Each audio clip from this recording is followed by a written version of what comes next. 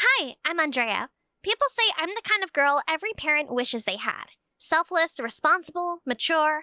After Mom passed away, I practically became a mini her myself. Every day, I cooked, cleaned the house, ironed Dad's shirt while trying to keep up with my schoolwork.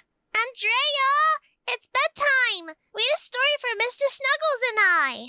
Aren't you too old for a read me a book mode? And seriously, no please? Please! Pretty please! Okay, fine. Come here, gremlin. Oh, that's Daisy, my ridiculously adorable little sister. And like clockwork, I was her official bedtime storyteller every night. Everyone in our town called me an angel, the perfect daughter. But what they didn't know was, at school, I was a nightmare. And not in the awkward, clumsy, clueless kind of way. I was one of them. The loudest, the baddest, the girls everyone whispered about. And yet, no one dared mess with. But believe it or not, it wasn't always this way. I used to be a nobody, the one others picked on or ignored.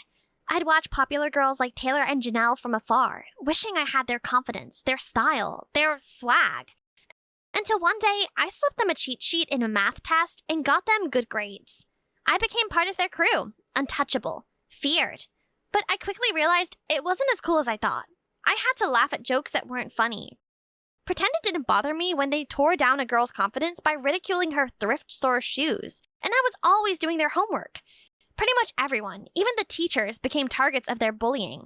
Like one time, after a teacher made us mop the restroom for using our phones in class, Taylor and Janelle redecorated her car.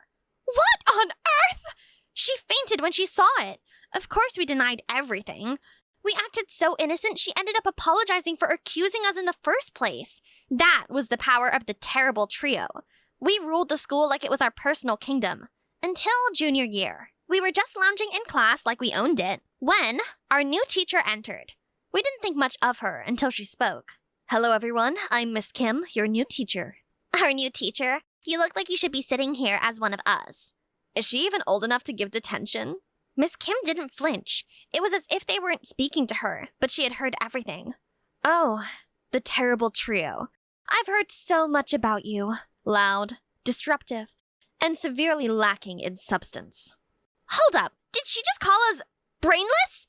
I could handle insults, but calling me brainless? I couldn't take that. We're not brainless. I'm pretty smart, if you must know. Our eyes locked then, and I swear it felt like a showdown in a Western movie. I heard. Straight A's and all that. But real smart girls don't trail after idiots who think a desk is a footrest and a classroom is their living room. Without a word, Taylor and Janelle glanced at each other, then slowly lowered their legs from the table. You walk around acting tough, but do you know what I see? Insecurity dressed up as attitude. Only weak people bully others to feel strong. And if that's all you got, then you're not just brainless, you're pathetic. At the end of her speech, the whole class started clapping like she just received a Grammy Award. I felt stripped, exposed, like Miss Kim had seen through me. We stormed out the hall the second the bell rang. Janelle and Taylor looked like they were ready to punch walls.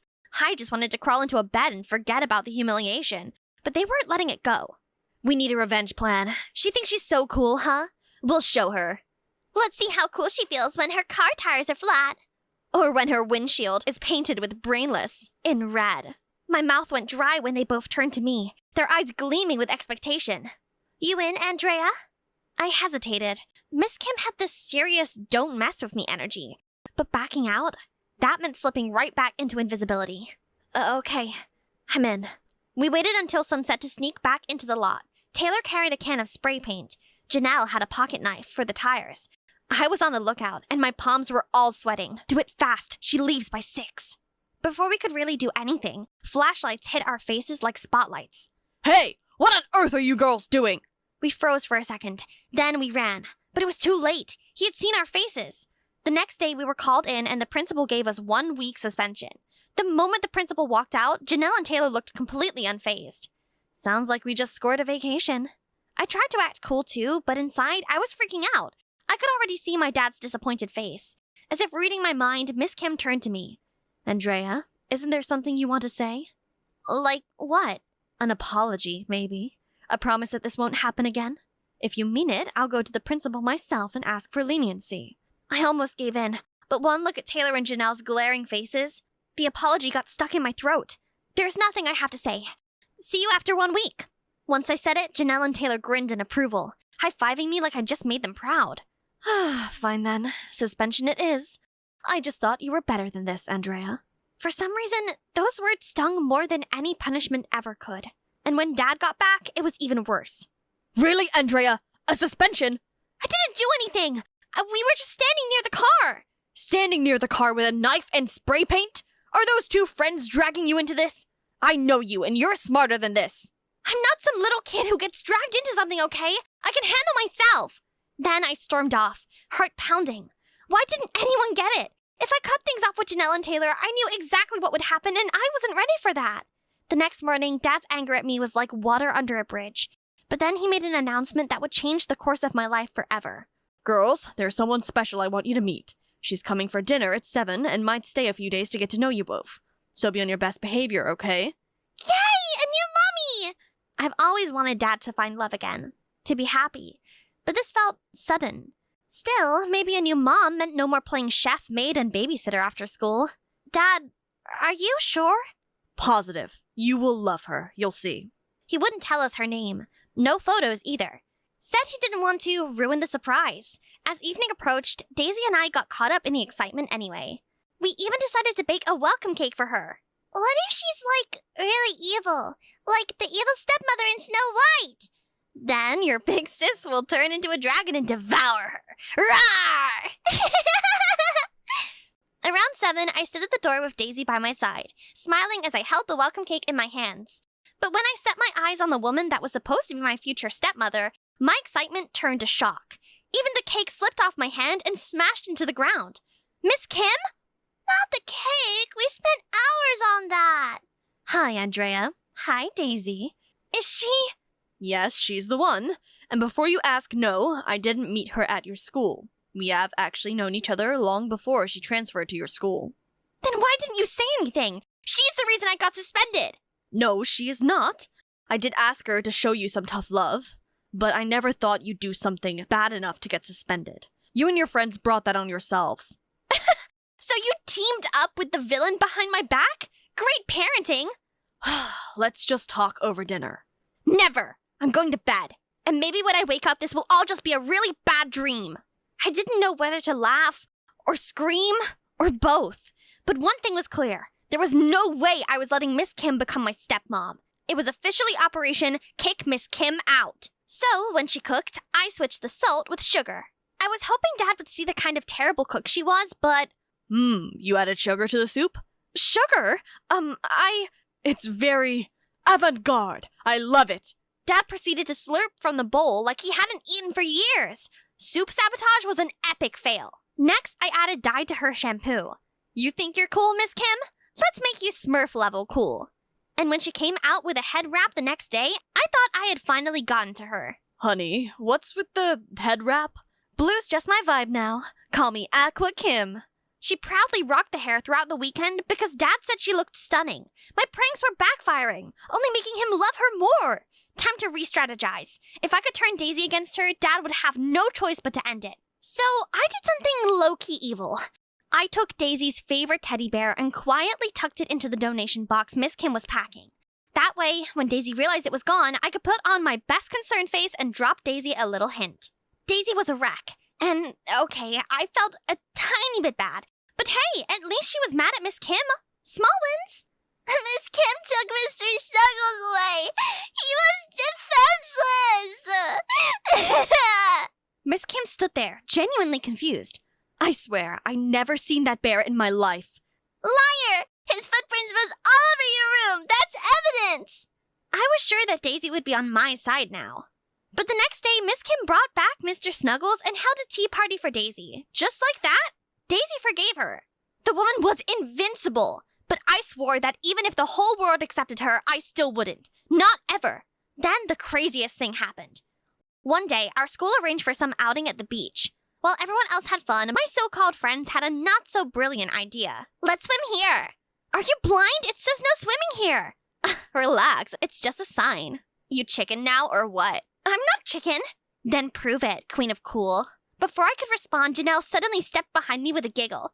Here, let me help you. She shoved me into the water. My whole body felt numb at the sudden impact, and all I could feel was panic. Janelle! Taylor! Are you nuts? Come on, mermaids, swim a little.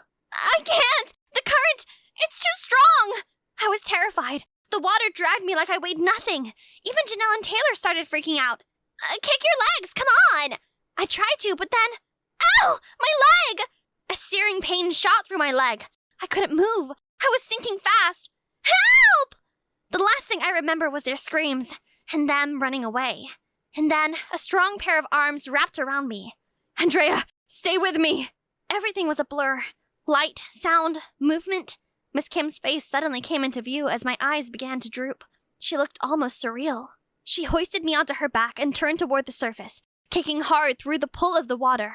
But then I felt a sudden jolt, and just like that, everything went black. I blinked awake with the sting of an IV in my arm. Daisy was clutching my hand. Dad was pacing nearby, worrying. And across the room, Miss Kim sat on another bed, her leg bandaged and propped up, her eyes fixed on me. You're awake! Thank God! You scared me! I thought we were gonna have to bury you in the sand! Forever! What happened? Miss Kim saved you. Dove in like a pro. She even hurt her leg! I couldn't believe my ears. Miss Kim was really the one that dived in for me? But it was a restricted area. That could have been... Dangerous. Yeah, I know. But when I saw you sinking, nothing else mattered. I just had to get to you. You didn't even hesitate, my love. But you! What were you thinking? Diving into that area like your brain's on vacation? It wasn't me! My friends pushed me. They what? And you're still calling them friends? You... That's enough, dear. The school is already handling them. Right now, she needs rest, not more stress. Later that night, when it was just Miss Kim and me, I knew I had to say something. I took a deep breath and let the guilt spill. I'm sorry, Miss Kim. I've been awful. The pranks, the sabotage. I even hid my baby sister's favorite teddy and framed you. I know I shouldn't hang out with them, but I don't want to be alone at school. Andrea, don't let anyone make you feel lucky just to be tolerated. You are smart. You are brave. All you need is the right people around you, and you'll eventually shine. I wiped my eyes, then reached out and gently squeezed her hand. Thanks for saving my life, and welcome to the family. Janelle and Taylor got punished by the school, but they never apologized. So when I got back to school, I cut them off. And of course, they made sure to mock me every chance they got. Look who finally cut the cord. Do fake moms come with a remote control now? I bet she does extra homework for fun now. What a nerd. They hadn't changed. They were still loud, mean, and shallow. Looking back, I couldn't believe I once mistook that for friendship. Better a nerd than someone whose biggest achievement is ruling a lunch table. That comeback was exactly what they wanted. An excuse to throw a punch. They got right into my face, sneering. Someone's got guts now, huh? I've always hated you, little Miss Goody Two-Shoes. I could see their hands clench like they were ready to fight. But before they could do anything, a car pulled up, rolling down its window. Is there a problem here? I felt relieved to see Daisy and Miss Kim, a.k.a. my stepmom. Nothing serious, Mom. We were just saying our goodbyes. Good, because I will deal with anyone who thinks bullying my daughter is a smart idea. You better run! She once made a high school senior cry without yelling! The moment Daisy finished her sentence, they exchanged nervous glances before retreating. Whatever. We were leaving anyway. Next time, can we bring popcorn? That was awesome! I learned it's better to be alone than to keep bad friends just to feel accepted. Bad friends drag you down, and sometimes straight into danger. But real friendship, even when there are occasional misunderstandings, can be life-saving. For me, my true friends became my family, and I wouldn't trade them for anything.